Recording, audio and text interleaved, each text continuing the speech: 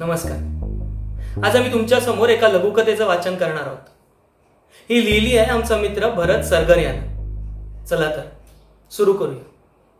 घराच्या आत 14 तास.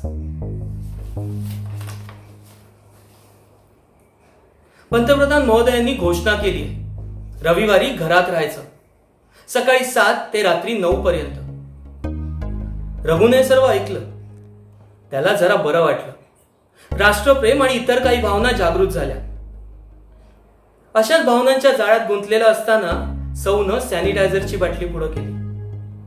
आवडो नाही तर न आवडो, करायलाच पाहिजे या भावनेनं राघूने शास्त्रीय पद्धतीनं हात सोडले. तेवढं सौ पुढे म्हणाले, अहो भाजीला जायचंय, मार्केट बंद होईल. रघु म्हणाला, परवाच मुळ्याची भाजी आणली होती, केली आणि खाल्ली नसेल कोणी तर तीच करून बंद पाळूया. बंद पाळायचा तर चांगलाच पाळायचा. जरा इकडचं तिकडचं आवरल्यावर रघुनं व्हॉट्सअप वरूनची प्रवचन वाचायला सुरुवात केली. अर्धा पाऊण तासाचं प्रवचन आणि मोबाईल भ्रमण झाल्यानंतर त्याने सौला हळूच सांगितलं, अगं आपल्या चंपूला गणितात गेल्या 6 महिन्यात किती मार्क होते? उद्या मी अभ्यास घेतो, 3 दिवस सुट्टी आहे. त्यावर सौ म्हणाली, अहो आपण दोघांनी काय दिवे लावलेत गणितात? आणि आपल्या घरात होतं का कोणी हुशार? होतं का कोणी पैकीच्या पैकी मार्क मिळवणार? नंतर विषय घसरला सायन्सवर. बरं मग सायन्स घेतो. त्यावर म्हणाली, बरं आहे सायन्स तिचं. हळूच मी म्हटलं, इंग्रजीचा विषय तरी पाहतो. अहो काय थट्टा करून घेताय? त्यांचं इंग्रजी आपल्या ग्रॅज्युएशनच्या लेवलचं आहे.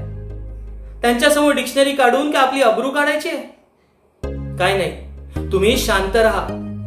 अर्ध्या तासानं जेवण होईल, जेवून घ्या आणि झोपा. रघु हा झालेल्या अन्यायाचा वचपा करण्यासाठी अर्धा तास झुंज देत होता. रघुचा रघुनाथ साहेब कधी झाला हे त्याला सुद्धा कळलेलं नव्हतं. त्याच्या एकेरी रघु ते रघुनाथ साहेब या प्रवासाचा खरा महामेरू उचलला होता त्याच्या पत्नीनं, म्हणजे सौनं. त्यामुळे तिच्या बोलण्यातही तथ्य होतं, तेवढं तो जाणून होता.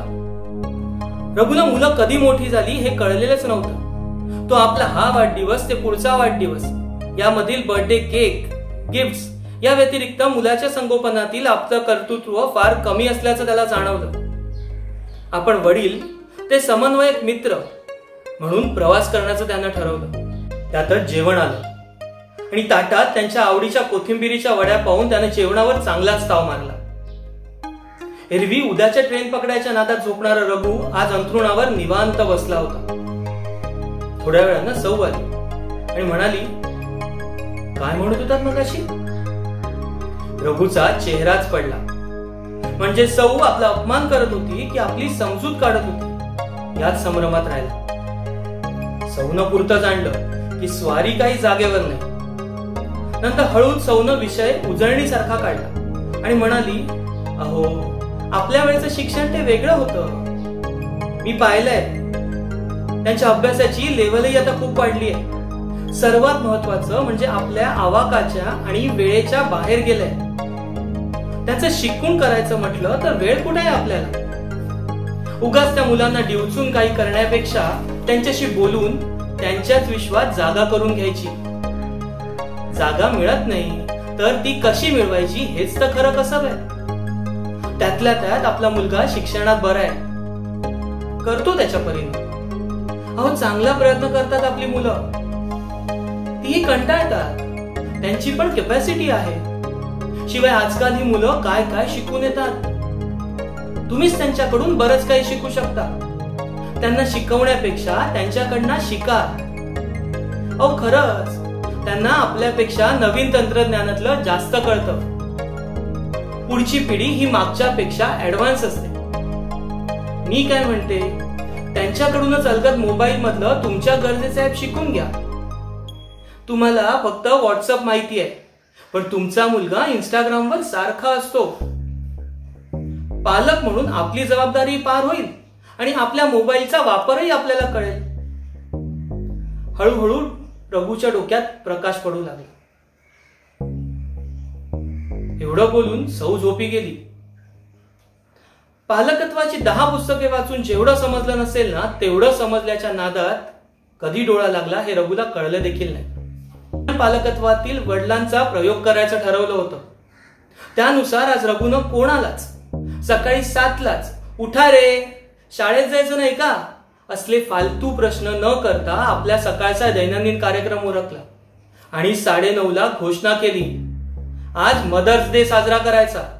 पोळी भाजी सारखा वेळकाऊ पसारा करायचा नाही. सकाळी सँडविचचा बेत करायचा आणि संध्याकाळी खिचडी भात. कारण आज कोणालाच घराच्या बाहेर जायचं नाही. मुलीला सांगितलं की तू आईला मदत करायची. एक हुकमी आदेश झाल्यामुळे त्यात बदल करण्याचा काही प्रश्नच नव्हता. मुलांना मोबाईलमध्ये गेम खेळायला मिळणार, कोणीही अडवणार नाही हे समजलं. त्यावर त्यांनी पटपट आवरलं. प्रत्येकी 2 तास या परिणामात मुलांनी त्यांचे गेम त्यांच्या आणि रघुच्या मोबाईलमध्ये सुद्धा खेळले. नो किटकिट मोबाईल ही संकल्पना मुलांसाठी खूप आनंददायी ठरली. या 2-3 तासात रघुनं बायकोशी काम करण्याच्या बहाण्याने लाडीत गप्पा मारल्या. हळूच बायको म्हणाली, अहो मुलं घरात आहेत, त्यांनाही कळतं. रघुनं भानावर येत मुलाला विचारलं, तुला काही नाही कळलं तर कशावर समजून घेतो? मुलगा म्हणाला, त्यासाठी ऑनलाईन शिक्षणाचे ऍप्स असतात. किती मिनिटाचे असतात, किती चांगल्या पद्धतीने शिकवतात, शंका सोडवतात. नवीन बंटाय रॅपर कोण आहे, त्याची गाणी कुठली, 2 दिवसापूर्वी त्यांचं कोणतं नवीन गाणं आलं आणि त्याला किती लाईक्स मिळाले. Fitness app, time management app, wild life information app, जंगलात वाघ का आवश्यक आहेत, वास्तविक अशा कुठल्याही गोष्टीची रघुला माहिती नव्हती. नंतर त्याचं इंस्टाग्राम अकाउंट तयार केलं. काय चालू ठेवल्यावर बॅटरी जास्त वेळ वापरता येते अशी वेगवेगळी चौकशी त्याने केली. मुलगा चांगलाच रुळला होता सर्व माहिती देण्यात. कारण आज तो वडिलांचं ऐकत नव्हता तर वडिलांना शिकवत होता. रघु हे सर्व अनभिज्ञ आणि कुतूहलाच्या नजरेनं मुलाच्याकडे बघत होता. बापानं पोराच्या वाहनाचे माप का ठेवावे या गोष्टीची प्रचिती आज त्याला येत होती. आपला डेटा किती खर्च झाला हे मुलानं पाहिलं. त्यावर रघुने त्याला विचारलं, अरे फॅमिली मधील मोबाईलचा डेटा कंट्रोल करायची काही सिस्टीम आहे का? मुलगा हसला आणि म्हणाला, मला मगाशीच कळलं होतं तुम्ही असा काहीतरी प्रश्न विचारणार म्हणून. कारण कुठं थांबायचं हे तुम्ही नाही शिकवणार तर कोण शिकवणार? किती सोपी गोष्ट होती ना. रघुनं अलगद त्याच्या डोक्यावरून हात फिरवला आणि मुलानं स्मितहास्य केलं. अशा रीतीनं एका दिवसाने कुटुंबाच्या संगतीत काही मूल्य बजावत आणि रुजवल्याचा आनंद घेत रघु स्वतःवर खुश झाला. हो ना, आपणच खूप अवघड करून बसतो नाही का? धन्यवाद.